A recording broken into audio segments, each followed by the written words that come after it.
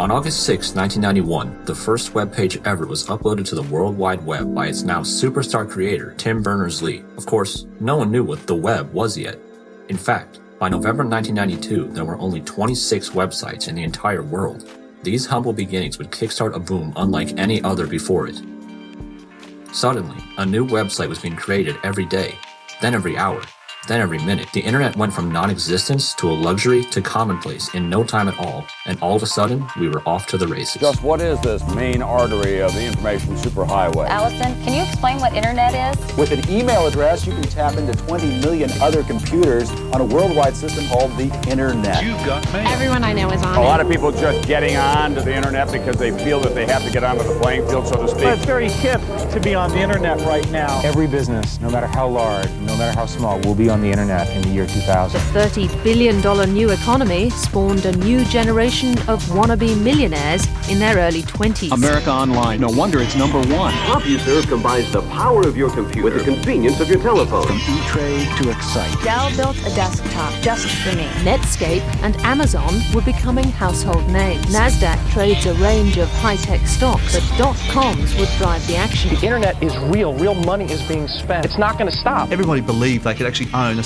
substantial portion of the internet. All they had to do was get a page with a bunch of links on, and why wouldn't everybody in the world go to their page? As the number of people using the internet skyrocketed leading up to the 21st century, so did the number of people looking to make their fortunes. The lowering of interest rates during this time made money much easier to borrow, and the lowering of capital gains taxes led investors to throw bunches of money into the fray, thus resulting in a huge number of internet startups. Any internet-related company, but especially those with .com in their name, immediately had cash thrown at them, regardless of how solid their fundamentals really were. You had to have a story, and it had to be a story that would turn on the market at that moment. The market didn't care. Did that worry you? A little bit. So, as the late 90s rolled around, America was in a frenzy. Every internet-related business was growing hand over fist, leading managers to care more about market shares than actual profits, assuming they would come in time. Banks were quick to launch any IPO they could get their hands on to make up for money which was draining out of other sectors. An unprecedented amount of personal investing made the stock market feel more like a sports game, and everyone was in on the action. I started out with $3,000, currently I'm up to $500,000. Being my own boss, it's living the American dream. Is this your version of the American dream? All my friends tell me so, I would say yes. In just over 5 years, Todd and Steph had gone from their dorm rooms in Cornell to being the toast of the town. As of right now, we're worth 30-something million each. It's the classic American thing, get rich quick. I make my own decisions, I trade my own money, it's up to me. Fortunately, you had the money. The money was easy. In the Globe.com, which only traded one day, gained 606% on the week. The networking equipment maker enjoyed one of the best opening days ever. Stock trading at 5 times its offering price. Playtime for the children of the high-tech revolution, or as they're sometimes called, the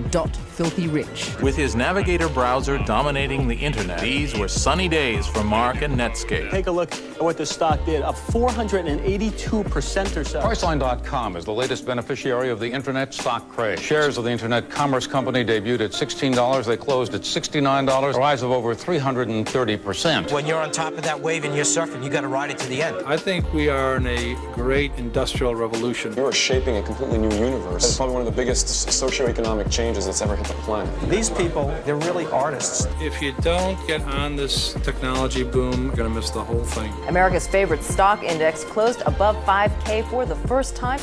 The old timers like us wait for the day of reckoning. Everybody's invested, everybody's making money. Something's wrong here. Between 1995 and 2000, the NASDAQ index quadrupled in value. However, there was trouble below the surface.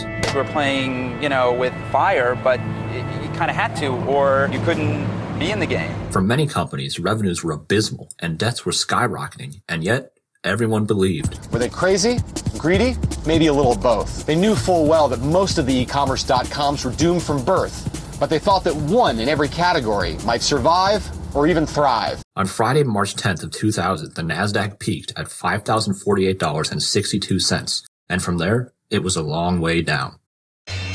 After what they are already calling Black Friday, they are counting up the damage on Wall Street. The NASDAQ fell an astonishing 355 points. It was the worst single-day point loss ever for both exchanges. It's a rude awakening when you're buying something that goes up every day and all of a sudden you start losing real money. A large number of sell orders for technology stock worth several $1 billion were processed at the same time. 50,000 base sells in big orders. The stock market plummeted, triggering frantic selling. Leaving Bank of New York, bought 150, 35 3/4, leaves me a half for 226. Bringing to an awful end, a week in which the index had fallen by more than 25%. And of course, the thing about a bust is it doesn't say, oh, let's just gradually shut the water down. Let's cut off the water system itself. Every single one tanked. TheGlobe.com, Pets.com, Boo.com, dead. Tens of thousands of IT workers lost their jobs. This is what is left of Mortgage.com today. Over 3,000 boxes of paper stored in a warehouse just north of Miami. Is this a story of greed? Absolutely. But that is the definition of venture capital.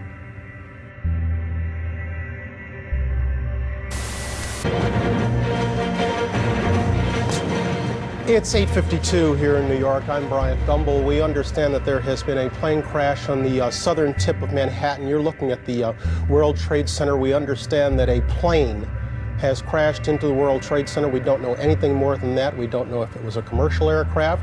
We don't know if it was a private aircraft. We have no idea. By the end of 2001, not only the stock market, but the entire country was dealing with a major economic and political nightmare. The brink of the war against terror, $5 trillion wiped from the economy, and 50% of all startups bankrupt. It was safe to say that America was in one of the worst periods in the nation's history. Every collapse, however, leaves behind rubble. Rubble to rebuild from, and to create anew.